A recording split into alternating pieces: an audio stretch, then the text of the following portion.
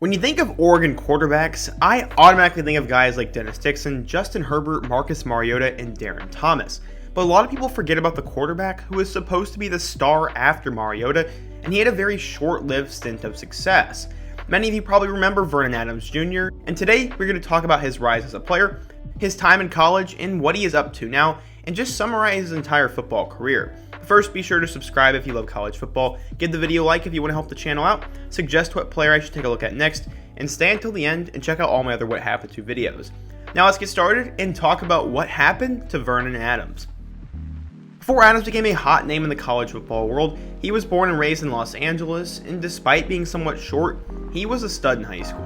In his final 2 years in school, he passed for 5,234 yards and 49 touchdowns and rushed for another 1,263 and 19 more scores, while only losing 5 games in that stretch. Despite the huge numbers, he was passed up on by basically every FBS program, and his only 2 collegiate offers came from Portland State and Eastern Washington. He originally signed with the Vikings, but on National Signing Day, he flipped to Eastern Washington and would go on to become a star. He would redshirt his first year, and then he would break out and lead his team to the FCS playoffs after he passed for 1,961 yards, 20 touchdowns, and only had 8 picks. His greatest achievement came in the FCS playoffs, where his team was down 35-0, but he was thrown into the game and would pass for 364 yards and 6 touchdowns and almost led them back to win. He was rated as the 6th best freshman in the FCS, and he was going to be the starter for the foreseeable future. He would make his first impression on Power 5 Oregon football, as against number 25 Oregon State, he totaled 6 touchdowns and helped them pull off one of the biggest FCS-FBS upsets ever. He passed for 4,994 yards and 55 touchdowns, and was named the FCS National Performer of the Year, and also finished second in the running for the Walter Payton Award. Going into his junior year, he was arguably the best player in FCS football, and he had another fantastic season. He'd passed for 7 touchdowns in a narrow loss to Washington, and this was the most touchdowns that the Huskies had ever allowed for a quarterback at home ever. Because of an injury though, he would miss a couple of games, but he still managed to pass for 3,483 yards and 35 scores. He was so good though that big-time Power 5 programs wanted him, and that included Oregon, UCLA, Texas, Maryland, and Boise State. He wound up choosing the West Coast and would commit to Mark Helfrich and the Oregon Ducks. After Marcus Mariota won the Heisman the previous year, many people were excited for what he could do in a Duck uniform.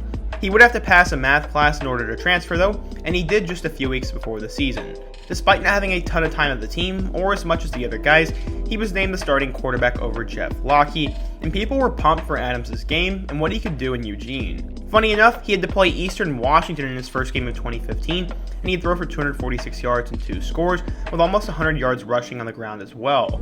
He would have to step up his play pretty quickly though, as they would go on the road to number 5 Michigan State, and in that game, he put up 309 yards and 2 total touchdowns, but his 2 interceptions killed them in the end, as they would lose by 3. He apparently was battling a pinky injury, as he overthrew wide receiver Byron Marshall with just over a minute to go, and had he completed the pass, it would have likely gone for a touchdown, and this changes the entire outlook of the Ducks season, and the whole narrative around his career. After battling an injury, he would return to play number 18 Utah, where things would not go his way. He was benched in their blowout loss, and had this to say, quote, "I got pulled because I wasn't making the throws that I should be making." His injury, he said, was not the reason why he was taken out of the game. "I would have pulled myself out too." He would return to the starting lineup and help them go on the road and beat Washington before he had an electric 4-touchdown performance and a triple overtime thrilling win over Arizona State. He'd combine for 5 more touchdowns against Cal, and all of a sudden, Adams was back. He then led them to a huge road win over number 7 Stanford and would throw 6 touchdowns against number 24 USC in a great win. He finished with nearly 400 yards and 3 scores in their Civil War win over Oregon State, and he went 7-3 in his 10 starts there. He would play in one final game against TCU, but in the second quarter, he suffered a helmet-to-helmet hit and would have to exit the game after throwing for 197 yards and a touchdown.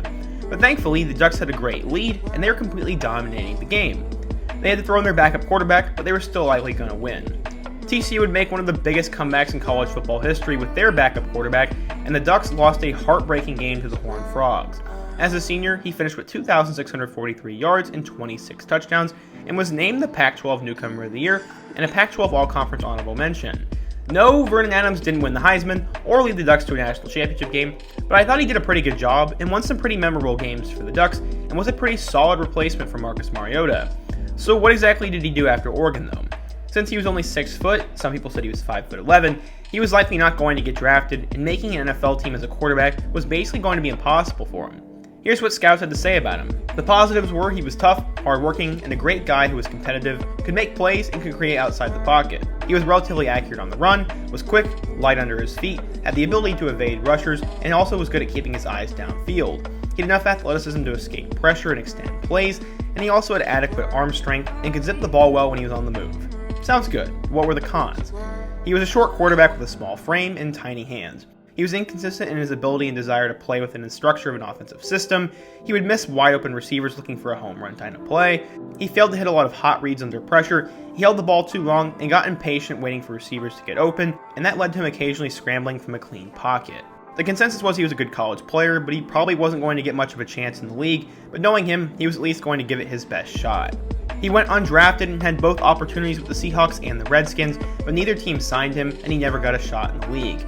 Like many other quarterbacks, he had left the States for the league up north, where he joined the Canadian Football League and became a really good player there.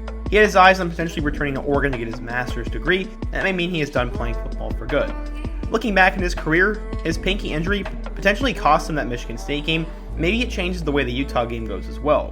One SB Nation writer said, quote, about Adams, "Adams led the entire nation in yards per attempt with 10.2, which was higher than Mariota's Heisman season, and a passer rating of 179.09 was good too, and he could have been a Heisman finalist if not for the injury." A lot of people like to talk about how Vernon Adams didn't pan out, and before I researched this video, I kind of thought the same thing. But looking at it now, not only was he not a bust, but he actually did live up to all his hype in my opinion, and the only reason people say he was a bust was because Mariota came right before him, and their expectations were I think a little bit too high. This guy only had 2 FCS offers coming out of high school, and still managed to become one of the best players in his league, and then managed to become one of the better quarterbacks for a big-time program at the highest level of football. He's also made a ton of money, had a lot of fun, and played professional football, so how can you have anything against this kid? He's now going back to school and could get into coaching, and this could be the next chapter in his life, and I know he'll be successful with it. I enjoyed the Vernon Adams era at Oregon, and I have a new level of respect for him. What do you guys think of him though? If you're an Oregon fan, let me know what you think of the Vernon Adams era, and what you guys think overall. Let me know another player I should do next, and before you go, be sure to subscribe, give the video a like, and check out all my other videos, including my What Happened To video for Connor Cook. I hope to see you guys again soon, but until next time, peace.